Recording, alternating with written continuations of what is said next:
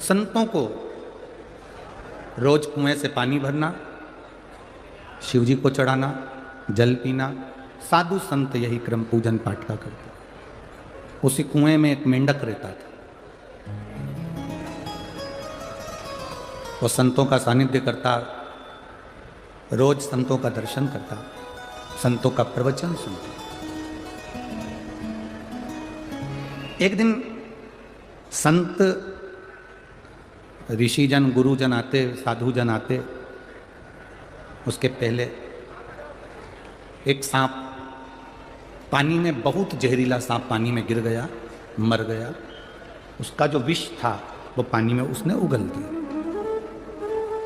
मेंढक ने देख लिया कि इसमें सांप गया है और वो सांप ने विष उगल दिया। अब मेंढक करे तो करे क्या, उसने इंतजार करा कि संत आएंगे तब उनके सामने मैं पानी में गिर जाऊंगा तो संत कम से कम इस पानी को लेकर नहीं जाएंगे। संत जैसे ही आए, साधुजन जैसे ही आए, मेंढक पानी में कूद गया तो जहर का पानी था, उसमें मेंढक मर गया, शरीर नीला पड़ गया। संतों ने कहा इस पानी में मेंढक पड़ा है और पड़ते से ही मर गया है। थोड़ी देर बाद संतों ने उस मेंढक को बाहर निकाला तो देखा कि वो मेंढक नीला पड़ गया था जहर के कारण, सांप के जहर ना पड़ गया। तब उनको लगा इस मेंढक ने अपने प्राणों को हमारे लिए त्यागा है। ध्यान लगाकर देखा कि आखिर कारण क्या था, तो उन्होंने ध्यान लगाकर देखा कि वो सांप जहर उगल दिया था पानी में, पानी पूरा जहरीला हो गया था। इसी पानी से शिव जी का स्नान होता था, इसी पानी से संत पानी पीते थे। मेंढक ने हमारे लिए प्राणों को त्यागा। संतों ने मेंढक के ऊपर अपना हाथ की छत्र छाया कर, और मेंढक के ऊपर छत्र छाया कर कहा है इस मेंढक को जीवित होना है। हमारा तप बल, हमने जो पूजन सेवा अर्चना करी उसका बल सामने आया, मेंढक जीवित। मेंढक हुआ तो संतों ने उसको मनुष्य की वाणी दे दी। मेंढक मनुष्य वाणी में बोलता है, पानी में जहर गिर गया था इसलिए मैं उसमें जाकर अपने प्राणों को त्याग दिया, मुझे क्षमा करना। आप जो जहर का पानी शंकर जी को चढ़ाते मुझे अच्छा नहीं लगता, ये जहरीला पानी आप भगवान को चढ़ाएं, ये हमें अच्छा नहीं लगेगा। आप लोगों को मालूम होगा इस व्यासपीठ से कई जगह पर हम लोगों ने कहा निर्माल्य विसर्जन की गाड़ियां चलाओ, निर्माल्य विसर्जन की गाड़ियां चलाओ, जिससे नदी, तालाब, बावड़ी, कुएं शुद्ध हो। हम जो निर्माल्य अपने घर में बचता है, जो फूल पत्ती बचती है, उसको पानी में डाल देते हैं, पानी दूषित होता चले जाता है। पानी दूषित होता चले जाता है तो वो पानी हम भगवान को कैसे चढ़ाएं, क्योंकि वो जहरीला बनते चले जाता है, उसका आचमन कैसे कर सकते।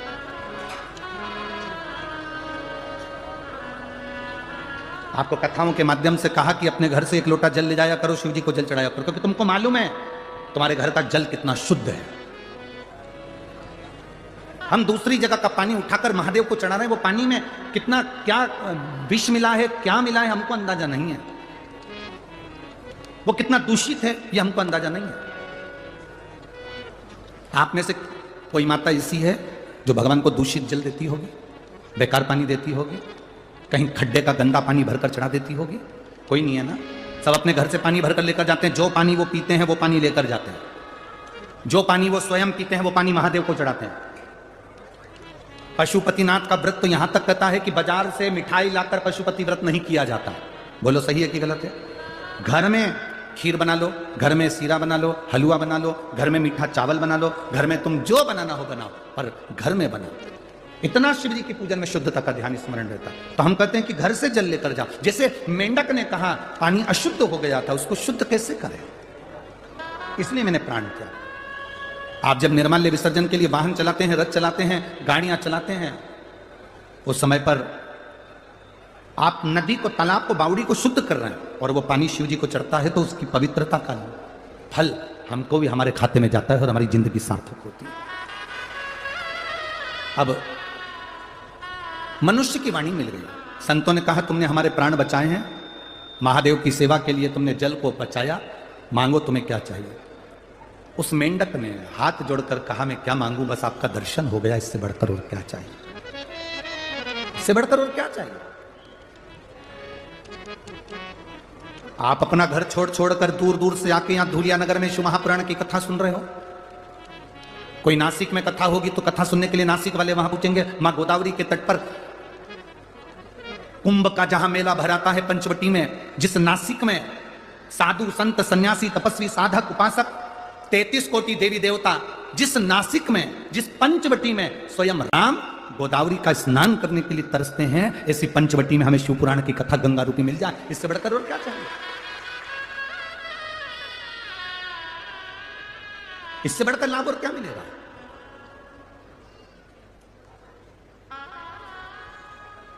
महाराज शिव महापुराण की कथा कह रहे, भगवान शंकर की कथा वर्णन कर रहे, शिव कथा कर रहे। मांगो तुम्हें क्या चाहिए? मेंढक ने कहा मैं नहीं मांग सकता। क्या मांगो? गुरु की दृष्टि पड़ जाए, संत की दृष्टि पड़ जाए, इससे ज्यादा सुख और क्या चाहिए?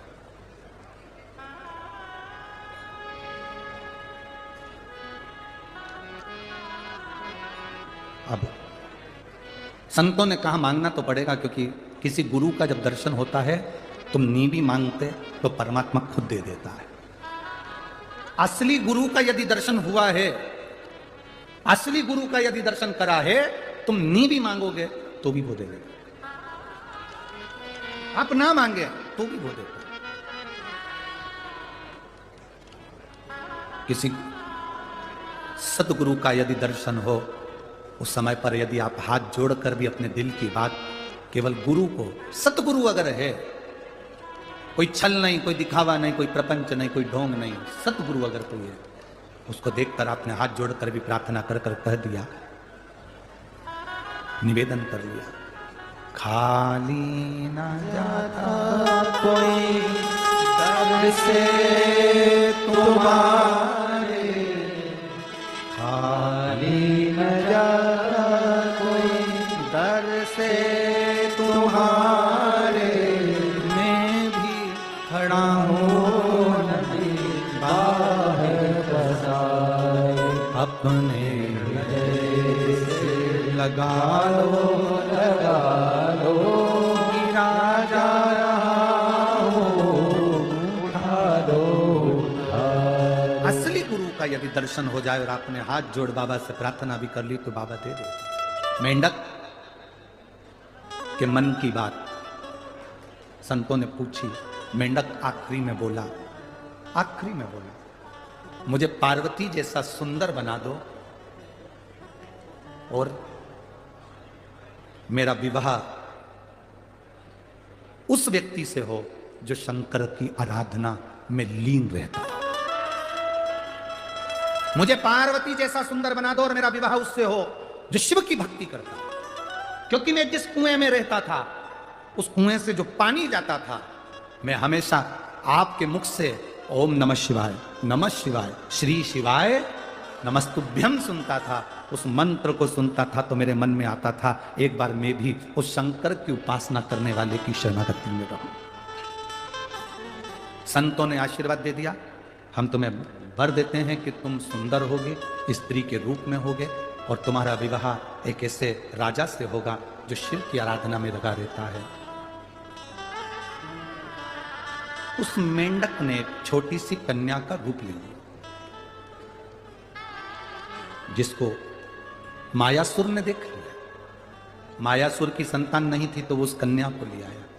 कन्या का ध्यान लगाकर एक दिन मायासुर बैठा था कि ये कन्या किसकी है, तो उसके ध्यान में आया कि ये तो पूर्व जन्म में मंदोक थी। मंदोक संस्कृत में मेंढक को कहते, ये पूर्व समय में मंदोक थी। मंदोक को संस्कृत में, मेंढक को संस्कृत में मंदोक कहा गया, ये मंदोक। तो मायासुर ने, मैदानों ने अपनी बेटी का नाम मंदोक, जो मेंढक को कहा जाता था, उसको मंदोदरी रख दिया। क्या नाम रखा? मंदोदरी। वो मंदोदरी का विवाह शंकर भगवान की आराधना करने वाले लंकाधिपति रावण से हो गया, जो शिव की आराधना में डूबा, जो शिव की भक्ति में डूबा हुआ। भगवान शंकर की आराधना में जो हर पल, हर घड़ी, हर क्षण निश्चित रूप से डूबा रहता है, वो शिव की आराधना करने वाले से इसका विवाह।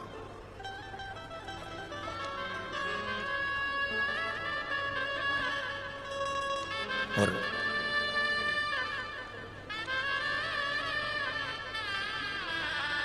रावण की भक्ति थी।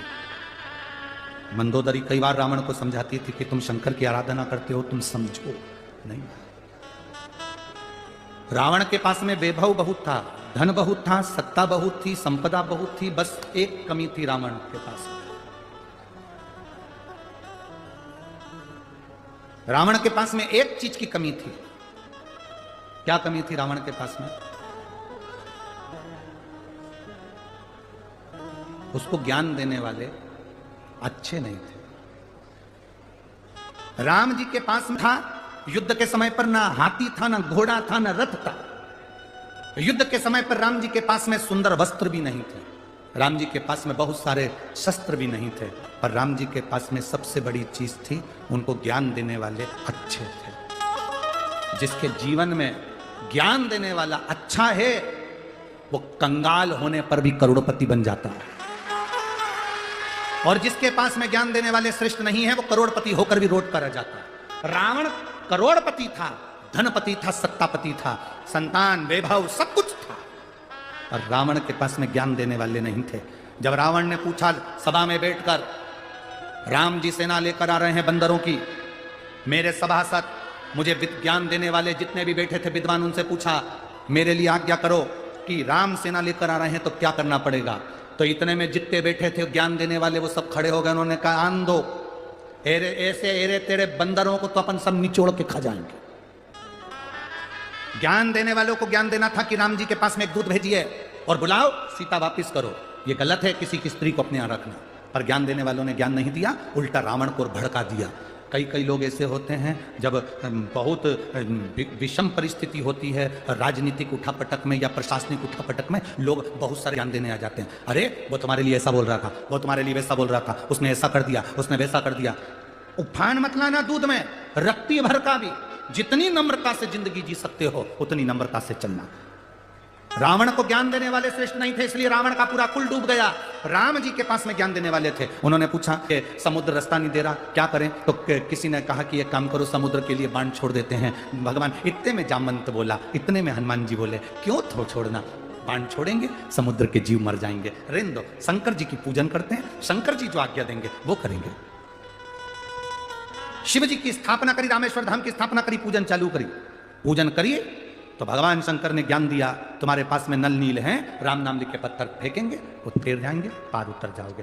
सहज शिव की आराधना में डूब गए। ज्ञान देने वाले अच्छे होंगे तो तुम्हारा रास्ता सुलभ होगा। आज जैसे पूरे विश्व में, पूरे संसार में, भारत की भूमि पर ही नहीं, देश विदेश में हमें सुनकर बड़ी प्रसन्नता होती है कि विदेशों में भी पहले शंकर जी के मंदिर नहीं थे, पर अब विदेशों में भी जहां जहां राम और कृष्ण के मंदिर है, वहां शिव जी की स्थापना हो गई। जब कोई श्रेष्ठ ज्ञान देने वाला मिल जाए और तुम समझ गए कि शंकर जी को जल चढ़ाने का लाभ क्या है, शंकर जी को प्रसन्न करने का लाभ क्या है, शंकर जी को भजन करने का लाभ क्या है, शिव जी को एक बेलपत्र चढ़ाने का फल क्या है, शंकर जी को एक शमीपत्र चढ़ाने का फल क्या है, शंकर जी को एक शहद की बिंदी रखने का फल क्या है, लक्ष्मी जी को एक शहद का एक बिंदी का भोग लगाने का फल क्या है। जिस दिन तुम समझ गए कि बेलपत्र के वृक्ष के छाया में अगर भगवान का नाम लिया जाए तो उसका फल क्या है, बेलपत्र के नीचे दिया लगाया जाए तो उसका फल क्या है, बेलपत्र की मिट्टी से स्नान किया जाए तो उसका फल क्या है, जिस दिन तुम समझ गए उस दिन तुम भटकना छोड़ दोगे, तुम फिर कहीं नहीं जाओगे। बोल बम का नारा है, बाबा एक। मंदोदरी ने, जो वो मेंढक ने वर मांगा था, मुझे पति मिले शिव की आराधना करने वाला।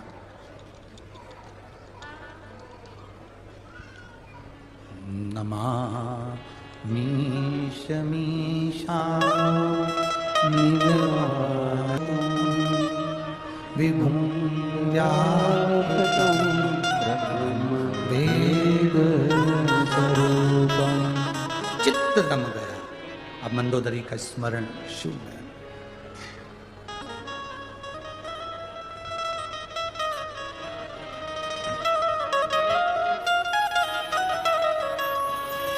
शिव भक्ति। एक मेंढक ने कुएं में रहने के बाद शंकर जी की भक्ति प्राप्त कर ली और वो मंदोदरी बनकर रावण की अर्धांगिनी बन गई। शिव महापुराण जब चालू करी थी धूलिया में, तो एक बात कही थी आपको कि यहाँ जितने कथा सुनने के लिए बैठे हैं और जितने टीवी के सामने मोबाइल पर कथा सुन रहे हैं, शंकर भगवान के तुम पुराने कोई परिचित हो गए, इसलिए तुम्हें शंकर भगवान पकड़ कर बुलाया, नहीं तो शिव बुलाता ही नहीं। अच्छा बोलो, तुम्हारे पड़ोसी की यहाँ शादी है, तुम्हारी रिश्तेदारी अच्छी हो पड़ोसी से, तो वो तुम्हें पत्रिका देगा कि नहीं देगा? अरे बोलो तो जम के, शादी में बुलाएगा कि नहीं बुलाएगा? और तुम पड़ोस में ही दे रहे हो, रोज की लड़ाई हो, रोज का झगड़ा हो, खूब कुड़कुड़ हो, पैसे के पीछे विवाद हो, परिवार के पीछे विवाद हो, पड़ोसी शादी में बुलाएगा? पड़ोसी तो जान दो, तुम्हारा सगा रिश्तेदार नहीं बुलाएगा। संबंध अच्छे होंगे तो कोई तुम्हें शादी में बुलाएगा, संबंध अच्छे होंगे तो कोई तुम्हें बुलौए में बुलाएगा, संबंध अच्छे होंगे तो महिला संगीत में बुलाएगा, संबंध अच्छे होंगे तो कोरोना में 50 लोगों की शादी हुई उसमें तुम्हें बुलाएंगे, नहीं तो कोई नहीं बुलाएगा। संबंध अच्छे होंगे तो कोई बुलाएगा, संबंध अच्छे नहीं होंगे तो नहीं बुलाएगा। तुम जितने कथा सुनने के लिए लाखों की संख्या में बैठे हो, जितने आस्था चैनल पर सुन रहे हो, फेसबुक यूट्यूब पर कथा सुन रहे हो, जितने विदेशों में कथा सुन रहे हो, तुम्हारे संबंध मेरे भोले बाबा से अच्छे होंगे, इसलिए बाबा तुम्हें कथा सुनाएगा। संबंध बेकार होता तो तुम यहां नहीं पहुंचते, तुम यहां नहीं पहुंच पाते। संबंध अच्छा, और संबंध का ही तो चक्कर है जो ये कथा यहां मिल गई, संबंध का चक्कर।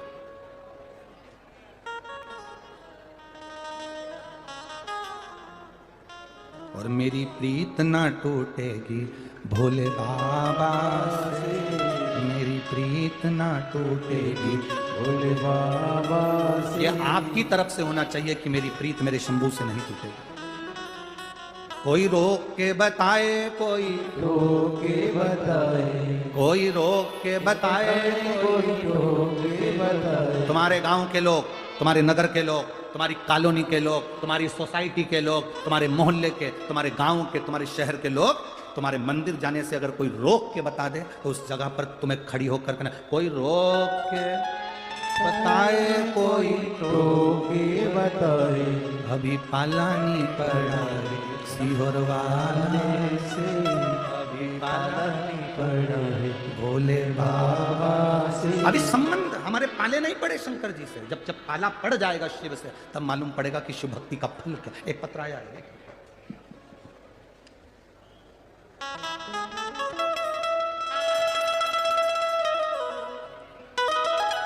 नंदनी भैया, नंदनी भैया लवकर, मेरे पति का नाम है भैया शंकर लवकर। कहीं बैठे हैं, कहीं बैठे हो तो हाथ हिला सकती हैं। नंदनी भैया लवकर, मेरे पति का नाम है भैया शंकर लवकर, पता सूरत बाईपास चक्कर बर्डी रोड धुलिया। सही बोला है? ठीक है, तुम समझ गए ना? बस मोबाइल नंबर ही है, कहीं बैठी हो तो हाथ हिला सकती हूँ। मैं भगवान शिव का क्या वर्णन करूं गुरुदेव। जब मुझे डॉक्टर को दिखाने के लिए लेकर गए तो मेरे गर्भ में 2 बच्चे थे। दोनों बच्चों का इलाज डॉक्टर के हिसाब से चलता रहा।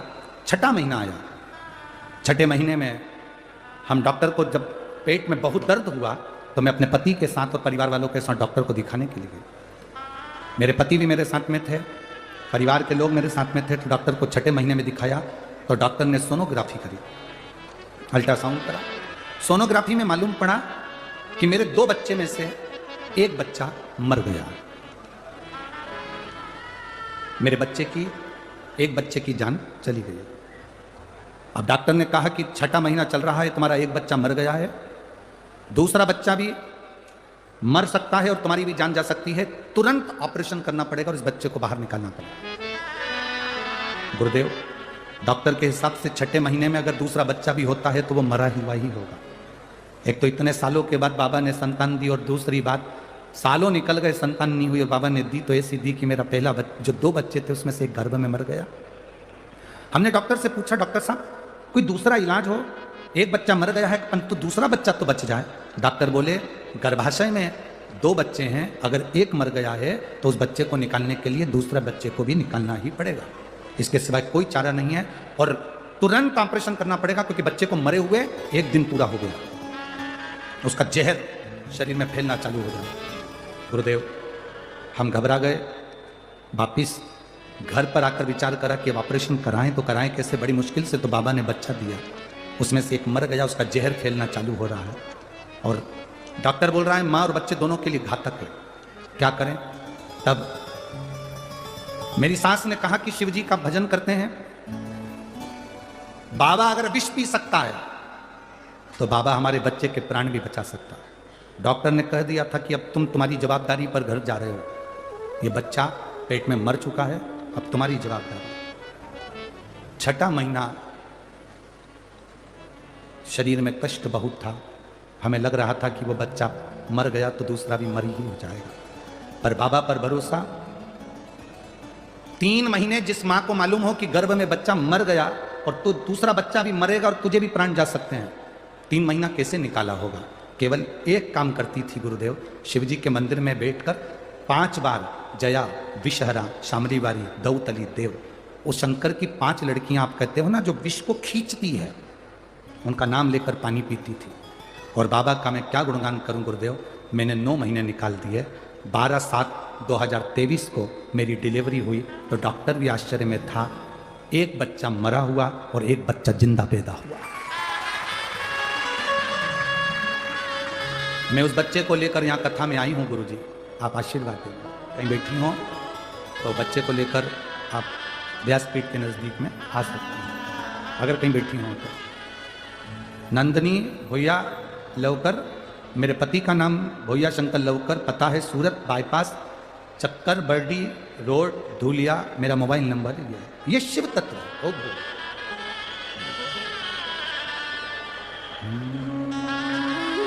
खाली न जाता कोई दर से तुम्हारे, खाली न जाता कोई दर से तुम्हारे, ने भी खड़ी हो नहीं बाहर बसार, अपने से लगा लो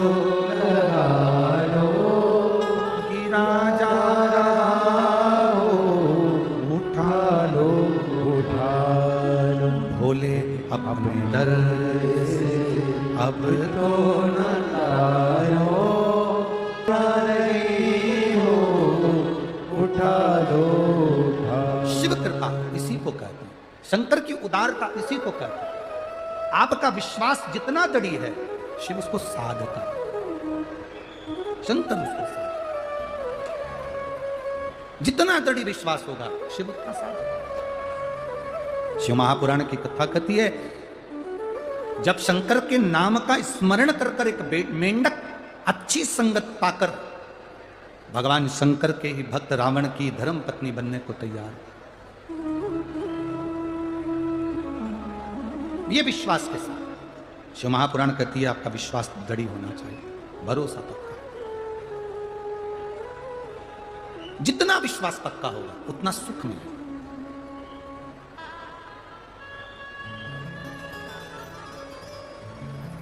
एक नासिक में कथा होने के बाद एक कथा 28 नवंबर से 2 दिसंबर तक ददरुआ धाम जिला भिंड में होगी। वहाँ के जो हनुमान जी हैं उनको डॉक्टर हनुमान कहा जाता है। कौन से हनुमान कहते हैं? डॉक्टर हनुमान।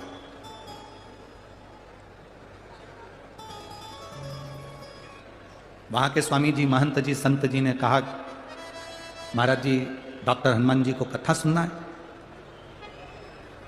28 नवंबर से 2 दिसंबर वहाँ दिया गया, जंगल में, भिंड के उस जंगल में ददरुआ हनुमान, श्री डॉक्टर हनुमान जंगल का। हमने जब महात्मा जी बोले, संत जी बोले कि डॉक्टर हनुमान जी को कथा सुन, हमने कहा डॉक्टर हनुमान जी को कथा नहीं सुनना, कथा डॉक्टर हनुमान जी को नहीं सुनना है। जितने लोग उस भिंड की ददरुआ धाम की कथा में आएंगे, डॉक्टर हनुमान जी को उनका इलाज करना है, इसलिए वो कथा होने वाली। हम कह रहे हैं कि वो कथा डॉक्टर हनुमान जी सुनने के लिए नहीं कर रहे, दुनिया के लोगों के दुख को हरने के लिए डॉक्टर हनुमान ददरुआ धाम में कथा श्रवण कर रहे। ये भक्ति के बिना नहीं हो सकता, ये विश्वास के बिना नहीं हो सकता। महाराज शिव कथा कर रहे थे, भगवान शंकर की पवित्र कथा कहती है। जब हम भरोसा रखकर, विश्वास रखकर, दृढ़ता रखकर जब भगवान की अविरल भक्ति की ओर बढ़ते हैं तो उसका फल जरूर मिलता है, उसका फल जरूर मिलता है। शिव कथा कह रही है, भगवान शंकर का संवाद कर रहे हैं। महालक्ष्मी शिव महापुराण की कथा कहती है कि जैसे लक्ष्मी जी अश्व की योनि से छूट गई थी,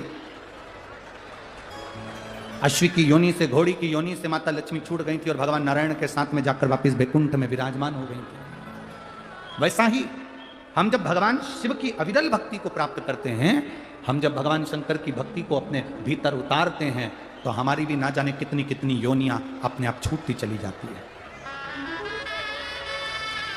हमारी भी ना जाने कितनी कितनी योनियां अपने आप छूटती चली जाती है। कितनी योनियां।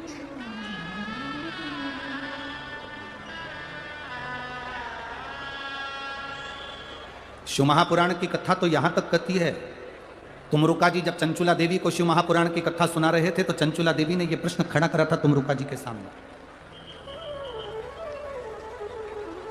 तुमरुका जी के सामने यह प्रश्न खड़ा कर दिया था चंचुला देवी ने। तुमरुका जी से कहा था, तुमरुका जी मेरा पति तो प्रेत योनि में चले गया, मेरा पति बिंदुक तो प्रेत योनि में पड़ा हुआ है, आप जो कथा कर रहे हैं क्या मेरे पति को वो कथा का फल मिलेगा? शिव महापुराण की कथा कहती है, तुमरुका जी ने चंचुला देवी से कहा, सुनो चंचुला देवी, जितने भी भक्त शंकर की कथा को श्रवण करते हैं, केवल एक व्यक्ति को ही नहीं, जितने भक्त शिव महापुराण की कथा को सुनते हैं, चाहे वो टीवी पर सुने, मोबाइल पर सुने, चाहे पंडाल में बैठकर सुने, अगर प्रतिदिन रोज में आप 10 मिनट भी भगवान शंकर की शिव पुराण की कथा सुन रहे हो तो अपने पूर्वजों को 71 पीढ़ी को पार लगा, 71 पीढ़ी को पार कर देते अगर शिव तत्व की कथा को सुने।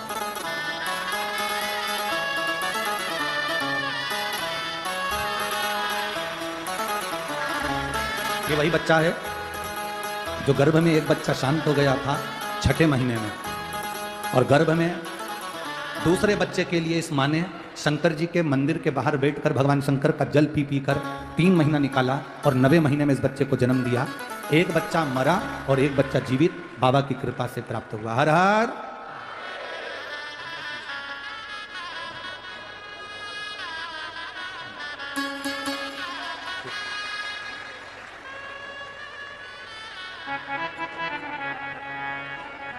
शिव की उपासना, जब हम उसके भरोसे रहते हैं तो जीवन का एक आनंद ही होता है। इसीलिए कहते हैं हम तो बाबा के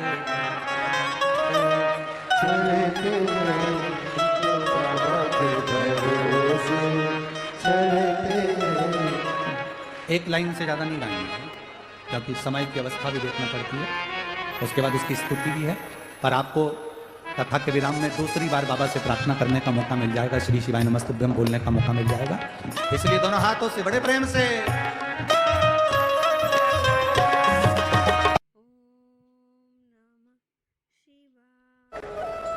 शंकर भगवान को महामृत्युंजय कहा। जब अपन ददरुआ धाम भिंड की कथा सुनेंगे तो उसमें अपन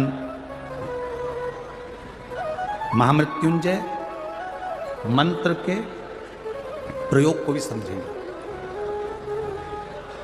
कि जब अगर शरीर में कैंसर जैसा रोग हो जाता है, लीवर किडनी अगर खराब हो जाती है, तो शिव की अविरल भक्ति कैसे प्राप्त करें। परसों की कथा में हमने एक बात कही थी, बीमारी आएगी तब दवा खाओगे, बीमारी आएगी तब इंजेक्शन लगवाओगे, बीमारी आएगी तब महामृत्युंजय करवाओगे, बीमारी आएगी तब आप रुद्राक्ष धारण करोगे। तो हमारा तो एक निवेदन आप सबसे, चाहे महिला हो, चाहे पुरुष हो, बेटियां हो, चाहे बेटे हो, कोई शर्म मत करो। कॉलेज के लड़के तुम पर हंसे, हंसने दो, कॉलेज की लड़कियां तुम पे हंसे, हंसने दो, पर अपने गले में एक रुद्राक्ष पहन कर रखो। वो क्या फल देगा ये तो जिंदगी में मालूम पड़े। वो क्या फल प्रदान करेगा ये आपके जीवन में वो आपको मालूम पड़ेगा। पहन धारण करो, शिव कथा करो। अगला वर्णन आया है सोमनाथ जी के बाद में मल्लिकार्जुन का। कार्तिकेय बाबा रुष्ट होकर चले जाते हैं, जिसको शिव पार्वती ने मनाया, भगवान शंकर ने मल्लिकार्जुन के रूप में विराजमान। अगला वर्णन आया है महाकाल, दूषण नाम के राक्षस का संहार करने के लिए भगवान प्रकट। फिर अगला वर्णन है ओंकारेश्वर, विंध्य नामक पर्वत की तप साधना से शिव प्रसन्न। फिर वर्णन आया है श्री केदारनाथ, नर नारायण के तप के फल से श्री केदारेश्वर प्रकट हुए। अगला वर्णन आया है भीमा शंकर। कुंभकर्ण की पत्नी करकटी से पुत्र हुआ था भीम, जिसका संहार शिव जी ने करा था, तो भीमा शंकर कहला। फिर वर्णन आया है काशी विश्वनाथ मनु शत्रुपा ने तप कर कर शिव जी को प्राप्त किया। अगला वर्णन है त्र्यंबकेश्वर। पूरी भारत की भूमि पर 12 ज्योतिर्लिंग में से एक ज्योतिर्लिंग ऐसा है जो ब्रह्मा, विष्णु और महेश तीनों का प्रतिबिंब दर्शा देता है। वो त्र्यंबकेश्वर है, वो त्र्यंबक है, वो त्रिपुंडधारी, त्रिनेत्रधारी, त्रिशूलधारी, तीनों लोकों का अधिकारी, संपूर्ण विश्व का कल्याण करने वाला त्र्यंबक में बैठा। नासिक में जो कथा है अपनी 21 से 25 नवंबर, आज कितनी तारीख है? आज कितनी तारीख है? 19। कल 20 तारीख, एक दिन बीच में गैप है। सीहोर में गौशाला पर अन्नकूट होता है हमारे कुबेर भंडारी का, तो उसमें कल का दिन हमारा वहाँ अन्नकूट में रहेगा। फिर वापिस 21 तारीख को नासिक में कथा चालू होगी। कथा स्थल का नाम है नासिक में जहाँ पर कथा है उसका नाम है दोदेमला पार्थड़ी गांव, नासिक। दोदेमाला पार्थड़ी गांव, नासिक। नासिक के अंदर इतना सारा भीड़ इकट्ठा हो जाए तो कुंभ की गलियां जैसा हाल हो जाए, इसलिए थोड़ा सा बाहर लिया गया उसको। पर कितना बड़ा सौभाग्य आपका और हमारा, कार्तिक का महीना, प्रयागराज कुंभ की अर्थात जहां कुंभ भराता है ऐसी पवित्र धरा नासिक की, त्र्यंबकेश्वर बाबा का स्थान और गोदावरी माँ का स्थान, और कार्तिक के महीने में शिव पुराण की कथा। ये तो बाबा ने ऐसा कर दिया जैसे खजाना लुटा दिया हो पूरे महाराष्ट्र वालों के लिए। ये शिव की कथा भाव से सुनिए। त्र्यंबकेश्वर गौतम बाबा पर गौ हत्या के दोष से मुक्त करा। आगे वर्णन आया श्री वैद्यनाथ जी रावण शिव जी की स्थापना करने के लिए लेकर जा रहे थे, भगवान विराजमान भूमि पर हुए। अगला वर्णन आया नागेश्वर, दारुक नाम के राक्षस का भगवान ने संहार करा। फिर वर्णन आया है रामेश्वरम, राम जी ने स्थापना करी स्वयं रामेश्वर भगवान की।